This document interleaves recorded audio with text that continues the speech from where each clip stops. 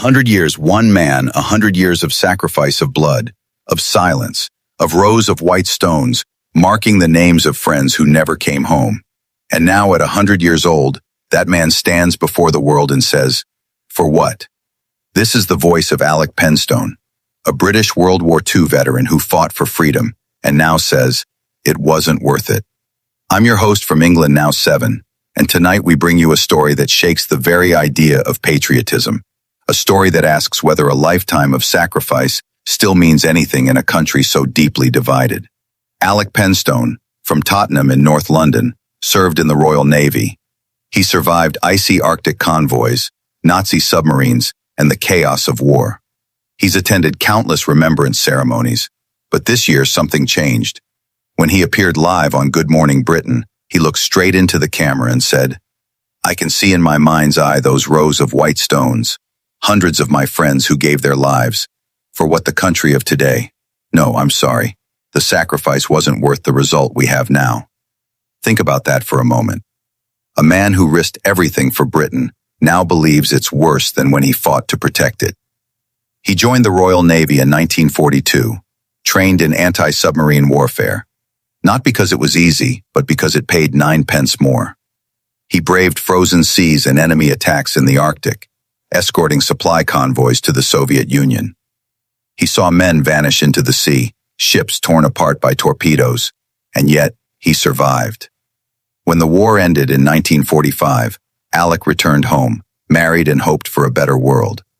But 8 decades later, he looks around and says, "We fought for freedom, and now it's a damn sight worse." Midway through this video, I want to ask you, our England Now7 community, do you think Alec is right? Has modern Britain lost the values it once fought for? Share your thoughts below. We'll feature the most powerful comments in our next episode. Now let's step back and look at the bigger picture. A recent survey by King's College London revealed a frightening increase in the sense of national division. 86% of people now believe there's real tension between immigrants and those born in the UK, up from 74% just last year. And fewer than half of Britons now say they feel proud of their country, a drop from 56 to 46% over 5 years. So maybe Alec's frustration isn't just nostalgia.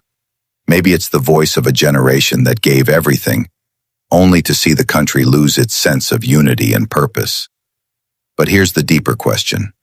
Was it really for nothing? Or has the meaning of sacrifice simply changed?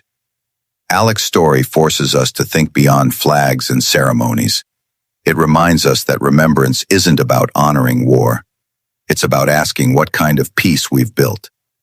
Since he's not denying the bravery of his friends, he's asking whether their courage still echoes in a Britain that feels fractured and uncertain.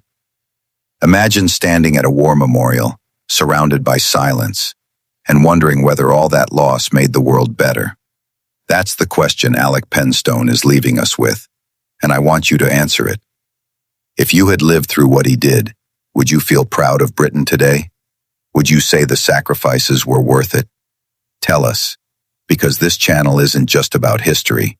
It's about the stories that still matter, the voices that refuse to fade. And if you believe these conversations should be heard, support England Now7 with your like, your comment, and your voice. Alec Penstone fought a war to protect freedom. 80 years later, his words are another kind of battle cry, not against an enemy abroad, but against apathy at home. 100 years, 100 questions, and one that still echoes through every generation. Was it worth it?